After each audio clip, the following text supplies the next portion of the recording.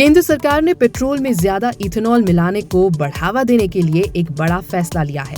अब ऐसे पेट्रोल पर एक्साइज ड्यूटी नहीं, जिसमें भी 20% से ज्यादा इथेनॉल मिला होगा। सरकार की नोटिफिकेशन के मुताबिक 22% से 30% तक इथेनॉल वाले पेट्रोल जैसे E22, E25, E27 और E30 पर अब एक्साइज ड्यूटी नहीं लगेगी।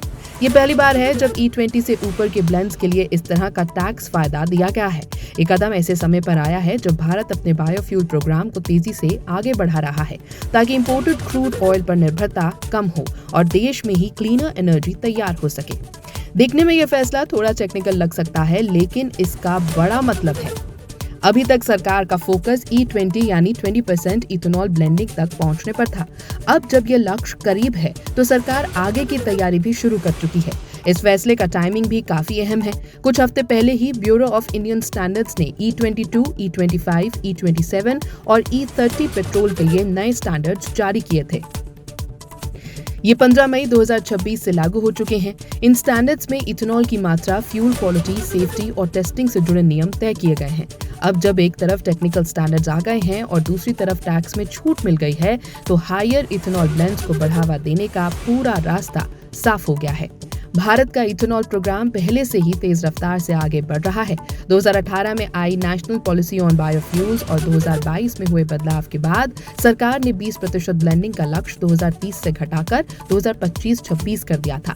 इसका असर भी दिखा। सरकारी तेल कंपनियों ने जून 2022 में ही 10% ब्लेंडिंग हासिल कर ली, वो भी तय समय से 5 महीने पहले।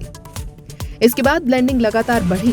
2022-23 में 12.06%, 2023-24 में 14.60%, 2024-25 में 17.98%।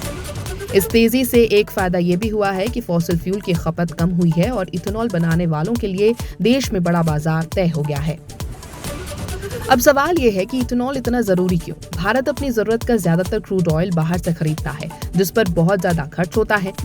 ऐसे में इथेनॉल एक ऐसा विकल्प है जो इस निर्भरता को कम कर सकता है। सरकार इसे एक स्ट्रेटेजिक टूल के तौर पर देख रही है, जिससे देश की इकोनॉमी को भी फायदा हो और एनवायरनमेंट भी बेहतर हो सके। यही वजह है कि अब सरकार इथेनॉल ब्लेंडिंग को अगले स्तर पर ले जाने की तैयारी में है। लॉन्ग टर्म में इसका असर पड़ सकता है। अगर इथेनॉल ब्लेंडिंग बढ़ती है और इंपोर्ट किया गया क्रूड ऑयल कम इस्तेमाल होता है, तो फ्यूल कॉस्ट स्टेबल या थोड़ी कम हो सकती है। मतलब साफ है, शॉर्ट टर्म में पेट्रोल सस्ता होने की उम्मीद कम है, लेकिन लॉन्ग टर्म में यह कदम फ्यूल प्राइसेस को कंट्रोल रखने में मदद कर सकता है।